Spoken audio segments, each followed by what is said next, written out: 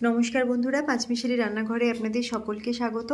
आज के बानिये देखाबो एकदम मुचमुचे बेगुनी रेसिपि। खेते दारुण लागे। अनुष्ठान बाड़ी बा दोकानेर मतो एई बेगुनी एकदम पारफेक्ट भावे खूब सहजेई बानिये नेওয়া যায়। देखे भालो लागले अवश्यई लाइक शेयर करबेन और कमेंट करे जानाते भुलबेन ना आपनादेर केमन लागलो।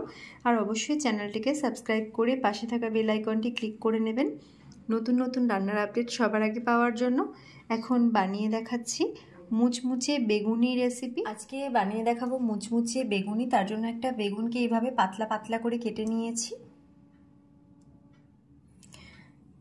और एखाने निয়ে নিয়েছি 1 কাপ बेसन, 200 ml refine oil, half teaspoon कालो जिरे, स्वाद मतो नुन। बेगुनिटा मुचमुचे हওয়ার জন্য নিয়ে নিয়েছি চিনি, स्वाद मतो ব্যবহার করব, हाफ टीस्पून गोलमरिच गुঁড়ো और हाफ टीस्पून हलुद गुঁড়ো। प्रथमेই একটা জায়গা নিয়ে তার মধ্যে শুকনো উপকরণগুলো বেসনের সাথে মিশিয়ে নিতে হবে। দিয়ে দিচ্ছি বেসন। আমি এখানে ব্যাটারটা বানানোর আগে শুকনো উপকরণগুলো দিয়ে একটু ভালোভাবে মিশিয়ে নেব।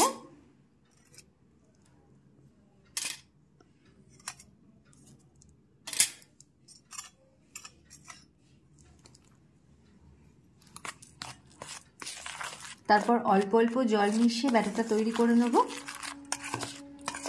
দেখে নিতে হবে যেন একদম পাতলা না হয় সেই মতো।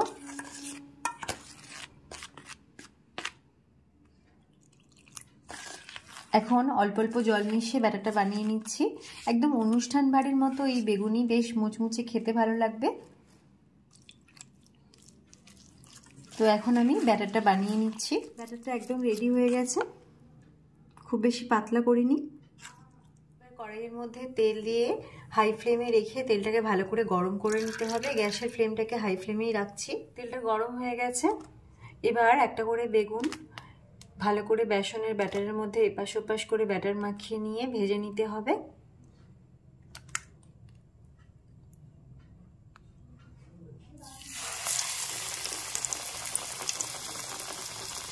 উপর থেকে এইভাবে তেল ছড়িয়ে দিচ্ছি। তারপর ভালো করে উপর থেকে তেল ছড়িয়ে দেওয়ার পর এপাশ ওপাশ করে ঘুরিয়ে ফিরিয়ে একটু ভেজে নিতে হবে।